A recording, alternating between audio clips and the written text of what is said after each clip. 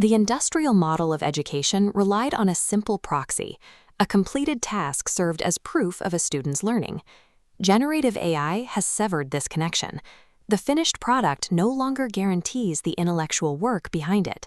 Students can now produce high-fidelity essays, generate functioning code, or complex solutions instantly, bypassing the conceptual steps required for understanding. High-quality output has decoupled from cognitive effort. The artifact has become independent of the student's intellect. Relying on the final product as our only metric exposes a systemic blind spot in our academic institutions. We are grading the machine's performance rather than the student's growth. To address this, we must look past the task itself. The assignment is a vehicle to provoke thought, not the end goal. Learning is defined as a change in thinking. Performance is merely the evidence we use to infer that change. This flowchart illustrates the necessary progression. The task triggers thinking, branching into two results: learning for the student and evidence for the instructor. When thinking becomes invisible, hidden behind an AI prompt, the process breaks down. The connections to learning and evidence instantly dissolve. We are left with a fundamental requirement for assessment. If thinking is not visible, learning cannot be reliably evidenced. To protect the learning process, we have to map exactly where student cognition occurs within an AI ubiquitous environment. Modern knowledge work consists of three primary phases: access, production, and validation. The access phase requires the student to frame the inquiry, source the data, and interpret the initial results. Production involves generating ideas, refining those concepts, and communicating them to an audience. Validation forces the student to verify accuracy, evaluate quality, and justify their final conclusions. This red line represents AI bypass. Here, the tool removes the student's thinking entirely. They move straight from a prompt to a finished product while remaining cognitively passive. In contrast, AI support uses the tool as a feedback loop. This green cycle forces the student to constantly direct the inquiry and evaluate the output through the validation phase. The danger of generative AI depends entirely on the position of thinking within this instructional workflow. Because cognitive effort is not automatic, we have to deliberately engineer constraints that make it a requirement. We can apply the 6 principles framework to ensure student thinking is visible, valued, and unavoidable. Principle 1 is to sequence the task. This diagram shows how splitting an assignment into staggered phases prevents students from relying on a single automated generation. Principle 2 requires us to value the process over the product, shifting our grading focus to the methodology rather than the final artifact. Principle 3 embeds metacognition, requiring students to explicitly plan, monitor, and evaluate their own work.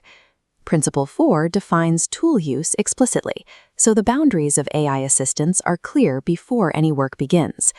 Without these structural principles, standard assignments will inevitably follow the path of least cognitive resistance.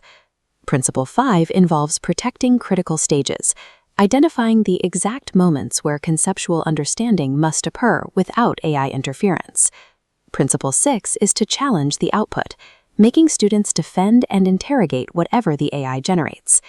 Making thinking visible surfaces the cognitive effort already expected of the student, rather than adding unnecessary busywork. One practical strategy is to require verbalization and justification, where students must explain the reasoning behind their specific choices. Stage-based submissions capture the evolution of a student's thought process, providing a record of how their ideas changed over time. Metacognitive prompts embedded in the workflow create an auditable decision record, forcing the student to remain in the driver's seat. If thinking is not structurally engineered into the assignment, we must assume it did not occur. This forces a structural pivot in how we evaluate.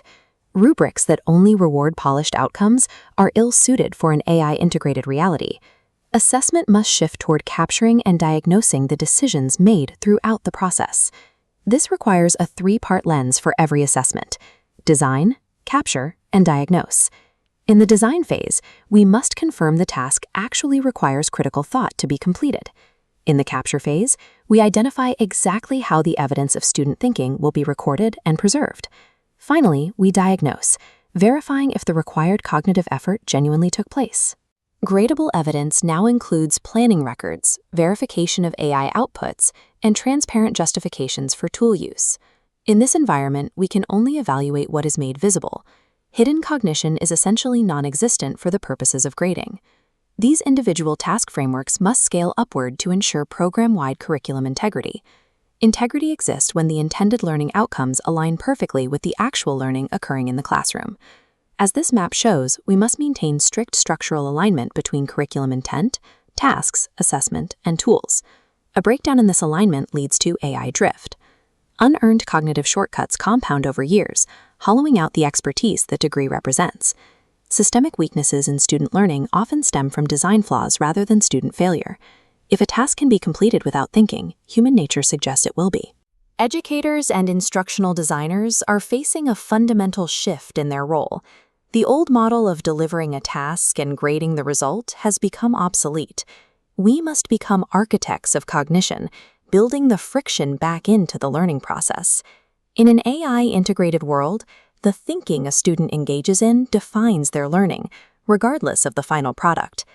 Curriculum design is no longer a matter of managing output. It is the deliberate architecture of thought.